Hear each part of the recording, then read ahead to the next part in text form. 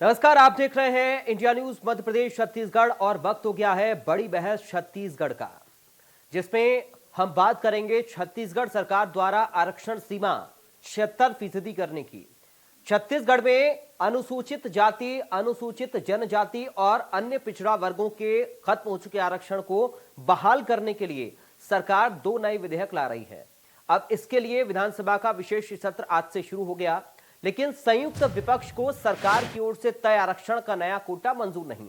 BJP, जनता कांग्रेस छत्तीसगढ़ और Bahujan Samaj party के नेता संयुक्त रूप से एक संशोधन प्रस्ताव रखने की तैयारी में हैं। इसमें अनुसूचित जाति एससी के लिए 16% और सामान्य वर्ग के गरीबों के लिए ईडब्ल्यूएस 10% आरक्षण की मांग की जानी है। विशेष सत्र के दूसरे दिन सीएम बघेल छत्तीसगढ़ लोक सेवा संशोधन विधेयक 2022 को पेश करने वाले हैं। अब इसके साथ ही शैक्षणिक संस्था संशोधन विधेयक को भी पेश किया जाएगा। सरकार की योजना इन विधेयकों पर दिन भर की चर्चा के बाद पारित कराने की है। इस विधेयक में आदिवासी वर्ग एसटी को 32%, अनुसूचित जाति एससी को 13% और अन्य पिछड़ा वर्ग ओबीसी को 27% आरक्षण का अनुपात तय हुआ है। सामान्य वर्ग के गरीबों को 4% आरक्षण देने का भी प्रस्ताव है। अब इसे मिलाकर छत्तीसगढ़ में 76% आरक्षण हो जाएगा। तो वहीं बीजेपी ने फिर अपने आरोप को दोहराते हुए कहा कि राज्य सरकार ने एससी के आरक्षण में कटौती की है। इससे पूरे प्रदेश भर में आक्रोश की स्थिति है। सुप्रीम कोर्ट की गाइडलाइन के आधार पर सभी वर्गों को आरक्षण मिले। कल बीजेपी इस संबंध में संशोधन प्रस्ताव पेश करेगी। वहीं सरकार का यह कहना है कि बीजेपी के संशोधन प्रस्ताव का स्वागत करेंगे, बीजेपी के संशोधन प्रस्ताव पर चर्चा करेंगे। हम चाहते हैं कि आरक्षण विधेयक सर्वानुमति से पारित किया जाए। इस पूरे मुद्दे पर बीजेपी कांग्रेस क्या कुछ कह रहे हैं, सबसे पहले आपको सुनाते हैं, उसके बाद करेंगे चर्चा की शुरुआत। ने कमिट किया है जनसंख्या के आधार पे, पॉपुलेशन के आधार पे जितना जिसको आवश्यक है उतने आरक्षण की व्यवस्था की जाएगी। मैं ऐसा समझता हूं छत्तीसगढ़ में इस निर्णय के बाद कोई भी वर्ग असंतुष्ट नहीं होगा। सभी वर्गों को मैं ऐसा समझता हूं कि इस विधेयक के पारित होने के बाद सम्मान मिलेगा। अनुसूचित जाति, जनजाति, पिछड़े वर्ग के लोगों को सीधा लाभ मिलेगा। माननीय उच्च न्यायालय के फैसले के बाद छत्तीसगढ़ में नियुक्तियां, छत्तीसगढ़ में विज्ञापन ये लगभग रुक सा गया है। सदन में हम प्रस्ताव पारित करेंगे और उसके बाद से सारे कार्य प्रारंभ हो जाएंगे। देखिए, जिस प्रकार से सुप्रीम कोर्ट का गाइडलाइन है उसका उल्लंघन छत्तीसगढ़ की सरकार कर रही है और उसके साथ में जो अनुसूचित जाति का जो 16% को जो कम किया जा रहा है, इसको लेकर के पूरे प्रदेश में अनुसूचित जाति में आक्रोश है कि उनका जो अधिकार है उनको मिलना चाहिए और इसको लेकर के संशोधन दी जा रही है। कल उस पर चर्चा होगी और अपनी बात हम लोग पूरे रखेंगे और रख करके जो उनके साथ में अन्याय ना हो, उनको न्याय मिल सके, इस बात के लिए पूरे जोर शोर से उसकी बात को रखेंगे।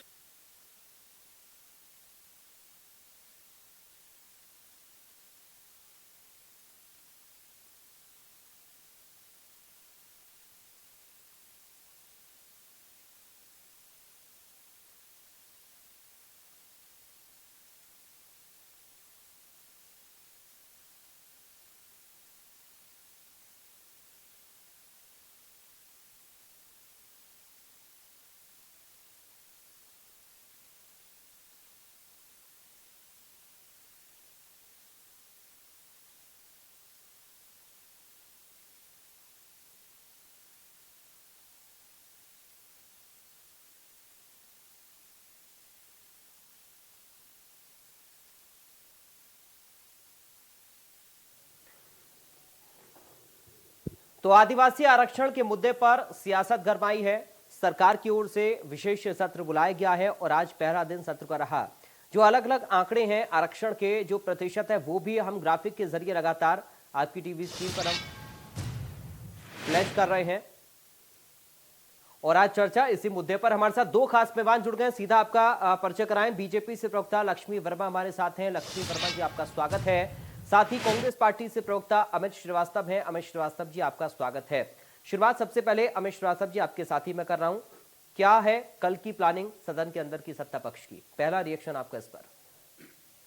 जी, निश्चित तौर पे देखिए जो विशेष सत्र हम लाए हैं आरक्षण के लिए, और निश्चित तौर पे हमने पहले ही कहा था कि आदिवासी भाइयों के साथ पूरी तरीके से उनको 32% आरक्षण मिले, ये सरकार प्रतिबद्ध है उसके लिए। और कल उसी के लिए हमने पहले कैबिनेट से पास करवाया और कल उसके लिए विशेष सत्र भी रखा है। तो ये क्रिस्टल क्लियर है, हमारी मंशा क्लियर है।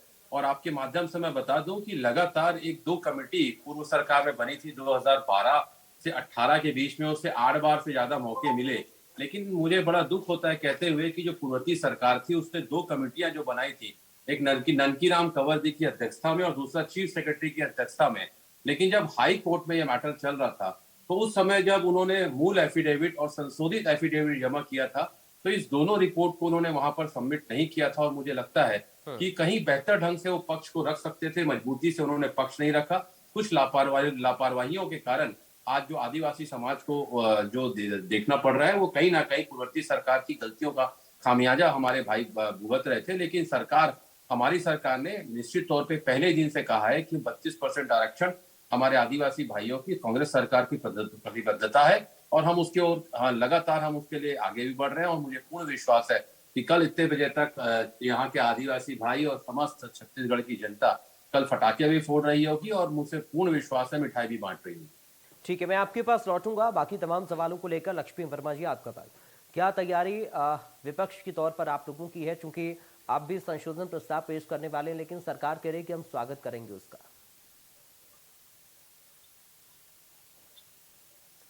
बात उधर से आवाज क्लियर करेंगे, उसकी एक भी बात मुझे सुनाई नहीं दी है। मैं ठीक कराता हूँ, आप बोलिए। जी जी, आरक्षण को लेके निश्चित रूप से भारतीय जनता पार्टी है वो बहुत संजीदगी के साथ है। और आरक्षण जो है, खासकर अनुसूचित जनजाति का जो आरक्षण है उसके लिए बीजेपी जो है 32% आरक्षण करने का जो काम है वो भारतीय जनता पार्टी की सरकार के द्वारा किया गया था। जी, कांग्रेस निश्चित रूप से विधेयक ला रही है और वो विधेयक ला रही है तो कहीं ना कहीं जो एक संदेह उत्पन्न होता है, क्योंकि ये राजनीतिक पाखंड करने से कभी नहीं चूकती है कांग्रेस की सरकार। यहाँ इन्होंने 27% ओबीसी का आरक्षण दिया, उसको कोर्ट में इनके लोगों के द्वारा स्टे दिया गया है। और उसी प्रकार जो अनुसूचित जनजाति का स्टे है वो भी इनके लोगों के द्वारा स्टे लिया गया है, केपी खांडे के द्वारा, और दोनों व्यक्ति को इनके सरकार ने उपकृत किया है। तो ये आज भी जनता के बीच में संदेह है कि कांग्रेस जो है वो पाखंड करने से नहीं चूकती है और ये सुगुफा तैयार करके जनता को जो ठगने का काम करते हैं, तो जनता इनके कामों को संदेह की दृष्टि से देखती आई है और आज भी संदेह है। हमारा ये मानना है कि आप आरक्षण विधेयक ला ही रहे हैं तो पूर्व में जो एससी समाज का जो आरक्षण था 16%, उसको आप यथोचित रखिए और उसी प्रकार से जो मोदी जी के द्वारा सामान्य वर्ग के लोगों के लिए 10% आरक्षण की जो विधेयक जो पास किया गया उसको यहाँ पर जो हमारे सामान्य वर्ग के भाई बहन हैं उसको भी ऐसे चीज लाना चाहिए। लेकिन ये एक तरफ तो आरक्षण का दिखावा कर रहे हैं और दूसरी तरफ ये जो है उस पर स्टे ले लेके जनता को गुमराह कर रहे हैं। तो कहीं ना कहीं ये फिर से सिगुफा तो नहीं है, ये इस पे संदेह है। ठीक है, अमित जी आपको आवाज मिल रही है लक्ष्मी जी की? सर आप बोलिए एक बार, आपकी आवाज नहीं आ रही। अमित जी आप सुन पा रहे हैं मुझे? जी मैं सुन पा रहा हूं। जी ठीक है, मैं चाहूंगा लक्ष्मी जी की बातों का जवाब दें। और चूंकि बीजेपी की ओर से कहा जा रहा है कि एससी का जो आरक्षण है उसको आप कम कर रहे हैं, वो 16% की बात कर रहे हैं और आप 13% की बात कर रहे हैं। देखिए मैं आपको बता दूं कि कितना विरोधाभास होता है। भाजपा के सम्मानित प्रवक्ता ने जो बात कही, आपको मैं बता दूं कि क्लियर कट है कि जब इनकी सरकार थी तो इन्होंने क्या किया था। आपको बता दूं कि आरक्षण का जो इन्होंने प्रावधान बनाया था जिसके लिए याचिकाएं लगी थी 2012 में, और लगभग 17-18 याचिकाएं जो लगी थी, और हाई कोर्ट में जब इन्होंने, मैंने आपके माध्यम से बता दूं कि तत्कालीन भाजपा सरकार जो है वो जानबूझकर जो अनुसूचित जाति जनजाति के विकास की आवश्यकताओं की अनदेखी उन्होंने की थी। और लोक सेवा जो इनका प्रावधान होता है आरक्षण अधिनियम 1994 की धारा 4 में संशोधन इनके द्वारा किया गया था और संशोधन करके जो इनको 16% आरक्षण होता था उसको 13% इन्होंने किया था और आज ये फिर से 16% की मांग कर रहे हैं। मतलब जब ये सत्ता पे होते हैं तो इनका स्टैंड कुछ रहता है, और जब सत्ता से विमुख हो जाते हैं तो इनका स्टैंड कुछ अलग होता है। हमने तो पहले ही कहा, मुख्यमंत्री जी ने कहा था कि किसी के साथ भी यहाँ पर अन्याय नहीं होगा, और आदिवासी भाइयों के साथ जो भी संविधान में प्रावधान है उतना उनको मिलेगा, किसी को भी उससे कम नहीं मिलेगा। जिसकी जितनी संख्या भारी उसकी उतनी हिस्सेदारी। और निश्चित तौर पे मैं आपके माध्यम से मैं बता दूं कि लगातार अगर आप देखेंगे तो सुप्रीम कोर्ट ने जो हमारा जो वो है संविधान, भारत का जो संविधान है, भारतीय संविधान की मूल संरचना जो है उसके अनुसारी जो आप 1992 में एक मैटर आया था, Indira Sahni versus union of India, उसमें सारी चीजों को क्रिस्टल क्लियर किया गया था। लेकिन आपके माध्यम से जैसे मैंने अभी बताया कि ये जब मैटर पूरा कोर्ट हाई कोर्ट में लग रहा था, तो जो नियत और ईमानदारी से मैटर को सुप्रीम कोर्ट में जो मजबूती से लड़ना था कि भाजपा की सरकार लगातार 2012 से 18 तक उसकी अनदेखी करती रही, जी। और जिसका खामियाजा आज आदिवासी भाइयों को भुगतना पड़ रहा है। मतलब उनकी नीयत भी साफ नहीं थी, और भाजपा की कहीं ना कहीं लापरवाही के कारण इस केस को जो डिले हुआ, तो मुझे ऐसा लगता है कि बीजेपी के लोग कहीं ना कहीं हीन भावना से ग्रसित थे। और लेकिन आज जब हमारी बीजेपी तो सर सरकार ये के भी कह समय रही है जब ना ये कि निर्णय आपने आया, यानी कि सरकार ने मजबूती के साथ पक्ष रखा होता तो शायद ये नौबत ही ना आती। मैंने आपको बताया कि 2 आयोग बना था, ननकीराम कंवर जी की अध्यक्षता में एक आयोग बना था, दूसरा चीफ सेक्रेटरी जी के आयोग के अध्यक्षता में एक कमेटी का गठन किया था।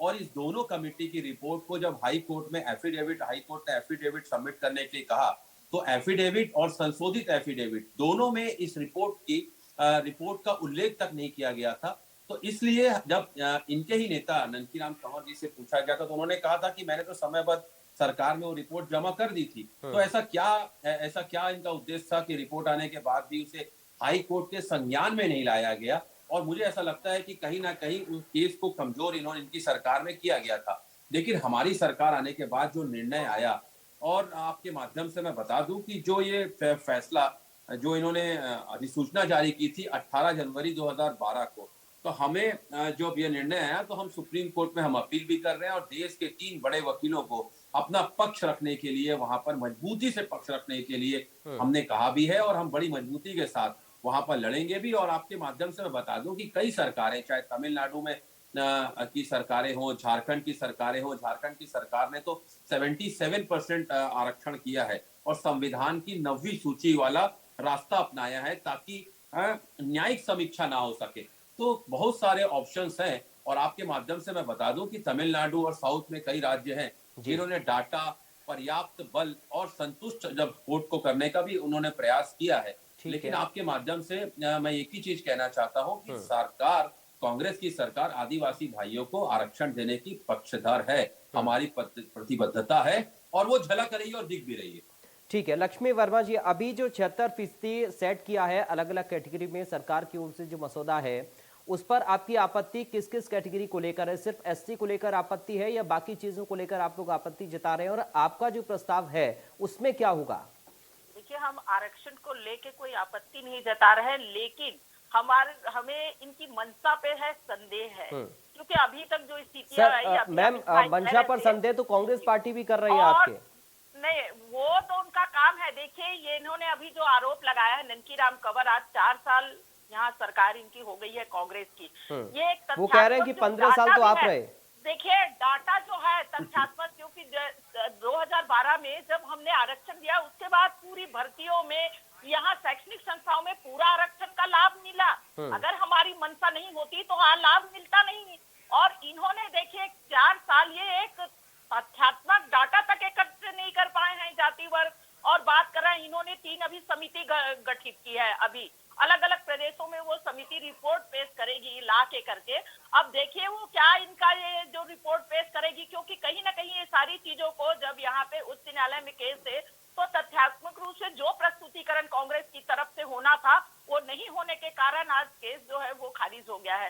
तो ये अपनी कमियां को छुपाने के लिए ये दोषारोपण करने का काम जो भारतीय जनता पार्टी पे करती है, और हमेशा से इनकी नीति रही है, जो काम बन गया तो प्रदेश सरकार अच्छा कर रही है, और जो काम ये नहीं कर पाए तो उनको केंद्र सरकार अच्छा नहीं कर पा रही है। ये आज तक के इनका चरित्र रहा है कांग्रेस का यहाँ पे, और वही स्थिति अभी फिर से होने वाली है। मैंने अभी आपको बताया कि 2 जो आरक्षण है इनको खुद के इनके लोगों ने वहां पे स्टे लेके बाधित किया और उनको इन्होंने ओबलाइज किया। तो इनकी मंशा पे अभी भी संदेह है कि कहीं ये जनता को दिखावे के लिए एक अलग रास्ता अपनाए और दूसरी तरफ जाके फिर से कोर्ट में कोई खड़ा ना हो जाए। ये संदेह आज भी बना हुआ है। अमित जी, अभी ये समझा जाए कि आरक्षण की राह इतनी आसान नजर नहीं आती है। देखिए, मैंने तो आपसे पहले ही कहा और मैंने सारे प्रमाण भी आपके समक्ष रखे, एक एक चीज आपको मैंने बताई, क्रिस्टल क्लियर है कि हमारी सरकार की प्रतिबद्धता है और इनकी गलती और इनके पाप को हम धो रहे हैं, क्योंकि इन्होंने जो सही ढंग से मजबूती से पक्ष नहीं रखा, उसका कहीं ना कहीं खामियाजा हमारे आदिवासी भाइयों को भुगतना पड़ रहा है। लेकिन मैंने जैसा आपसे कहा कि हमारी सरकार निश्चित तौर पे जो सुप्रीम कोर्ट में 3 देश के बड़े वकीलों के साथ हम जा रहे हैं, हम अपील भी कर रहे हैं और मुझे पूर्ण विश्वास है कि हम मजबूती से वहां पर अपने पक्ष को रखेंगे। और मुझे पूर्ण विश्वास है कि हम जो चाहते हैं यहाँ पर हमारे जो आदिवासी भाई हैं, और आपने जो कहा कि 76% जो ओबीसी को हम 27%, एससी को 13%, एसटी को 32% और ईडब्ल्यूएस के 4%, तो लगभग 76% हमारे यहाँ ये आरक्षण का प्रावधान हो जाएगा। लेकिन आपके माध्यम से मैं एक ही चीज कहना चाहता हूँ कि सरकार की पूरी कोशिश है कि हमारे आदिवासी भाइयों को 32% आरक्षण का लाभ मिले, और इसीलिए हम कल जो विधेयक लेके आ रहे हैं उस पर चर्चा हो। मैं मुख्यमंत्री जी ने भी कहा है कि भाजपा के सदस्यों से भी हम मांग करते हैं कि आए और हमारा समर्थन करें। मुझे पूर्ण विश्वास है, लक्ष्मी वर्मा जी हमारी बड़ी बहन है, बहुत ही सम्मानित भाजपा की नेता है। मैं आपके माध्यम से भी उनसे मांग करता हूं कि अपने नेताओं को कहें कि कल जब हम संशोधित जो हम विधेयक लेके आ रहे हैं उसमें हमारा समर्थन करें, लेकिन सिर्फ समर्थन राजनीतिक उद्देश्य से ना हो, वाकई उनका भला हो वैसा बातों को रखें। तो निश्चित तौर पे आपके माध्यम से मैं वही चीज कहना चाहता हूं कि, और मुख्यमंत्री जी ने पहले ही कहा था कि संविधान में जो व्यवस्था है उसके अनुसार जो उसका लाभ पूरी तरीके से दिया जाएगा, उसको कम नहीं किया जाएगा। उन्होंने स्पष्ट रूप से सब चीजें कही थी। चलिए लक्ष्मी वर्मा जी, देखिए विपक्ष के लिए अमित श्रीवास्तव जी कह रहे हैं, जो भी विपक्ष के सदस्य हैं कम से कम समर्थन करें और इस मुद्दे को और उलझाते हुए आगे बढ़ाएं। क्या समर्थन में बीजेपी रहेगी? बाकी जो भी कांग्रेस की हम बात करें या बीएसपी की हम बात करें, तो आप सभी लोग एकजुट होते हुए नजर आ रहे हैं इस मुद्दे पर। तो विपक्ष का रुख कल क्या रहने वाला है?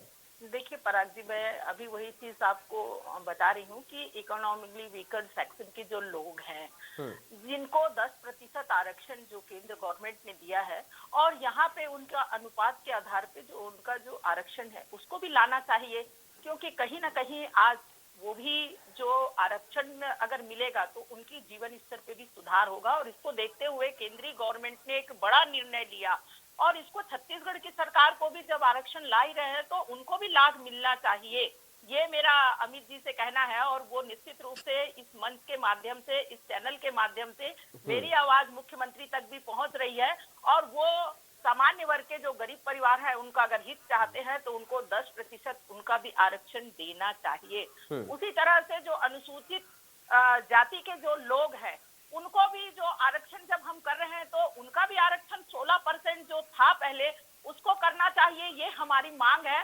और आरक्षण के हम बिल्कुल सहमत है आरक्षण से कि जो लोग यहाँ पे जिनका अनुपात है और जिस ढंग से यहाँ पे आज सामाजिक समसामयिक परिस्थिति है, तो आरक्षण अगर उनको उस अनुपात में मिलेगा तो यहाँ की आर्थिक, सामाजिक और राजनीतिक स्थिति में सुधार होगा। चलिए अमित जी, मैं चाहूंगा इस पर आप जवाब दें। संभव आपके लिए है क्या? सामान्य वर्ग के गरीबों के लिए 10% की बात कर रही हैं लक्ष्मी वर्मा जी, जो आप 4% दे रहे हैं। बाकी अनुसूचित जाति को लेकर जो उन्होंने कहा कि 16% होना चाहिए, उस पर सरकार कितनी सहमत हो पाएगी? क्योंकि कल विपक्ष इस मुद्दे को सदन में उठाएगा और अपनी बात को रखेगा, तो समर्थन की उम्मीद अगर आप कर रहे हैं तो सत्ता पक्ष का इस पर रुख क्या होगा फिर? देखिए, गणतंत्र के 7 दशकों में पहली बार ऐसा हो रहा होगा कि भाजपा के सम्मानित प्रवक्ता नेता भेदभावपूर्ण बातें कर रहे हैं, और आप लगातार वो करते हैं, लेकिन आज उजागर हो गए। जब ये सत्ता में थे तो 16 से 13 कर देते हैं, और जब विपक्ष में आते हैं तो कहते हैं हम 16% की मांग कर रहे हैं। जब ये सत्ता में थे 3 से 18 तक, इन्होंने क्या किया आरक्षण के लिए? इन्होंने अच्छे से मजबूती से पक्ष ही नहीं रखा। तो ये इनका चाल चरित्र और चेहरा जनता के समक्ष आ गया। लेकिन मुझे लगता है कि जिस मजबूती से हम कल विधेयक लेके आ रहे हैं, बहुत सारी परिस्थिति क्लियर भी होगी, और मुझे ऐसा लगता है कि कल यहाँ पर एक उत्सव सा माहौल इस प्रदेश में रहेगा। लक्ष्मी वर्मा जी, एक सकारात्मक माहौल की उम्मीद बीजेपी को भी है क्या? संक्षेप में उत्तर, फाइनल उत्तर आपका, उसके बाद में अमित जी आपके पास आऊंगा। जी। देखिए, आज भी छत्तीसगढ़ की जनता को और भारतीय जनता पार्टी को कांग्रेस की नीयत पे संदेह है, क्योंकि इनकी नीयत कभी साफ नहीं रही है आरक्षण को लेके जातिगत। चलिए, बड़ा आरोप लगा दिया है। लेकिन लक्ष्मी जी, एक और सवाल मैं आप ही से लेता हूं, उसके बाद इस सवाल को अमित जी से भी मैं पूछूंगा। जब भी आरक्षण के मुद्दे पर छत्तीसगढ़ में बात होती है तो बीजेपी कांग्रेस के ऊपर, कांग्रेस पार्टी बीजेपी के ऊपर आरोप लगाती है और आप दोनों सिर्फ ये कहते हैं कि सही से पैरवी नहीं कर पाए हैं। तो अब असल में जिन लोगों को इस आरक्षण का लाभ मिलना चाहिए वो क्या समझें कि सिर्फ जो पार्टियां चुनाव से पहले वादे करती हैं आरक्षण को लेकर, सत्ता में आने के बाद भूल जाती हैं, या फिर उस मुद्दे को और ज्यादा खींचने की कोशिश की जाती है ताकि राजनीति उतनी लंबी चले?